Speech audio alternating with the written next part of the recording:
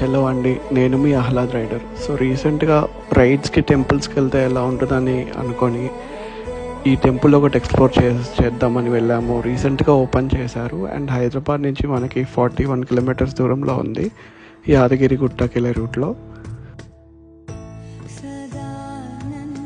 Temple అయితే చాలా చాలా బాగుందండి. చాలా పెద్దగా, చాలా స్పేషియస్గా కట్టారు. సో ఈసారి యాదగిరి గుట్టకి వెళ్తున్నప్పుడు ఈ టెంపుల్ దగ్గర ఆగి దర్శనం చేసుకోండి, చాలా బాగుంటుంది.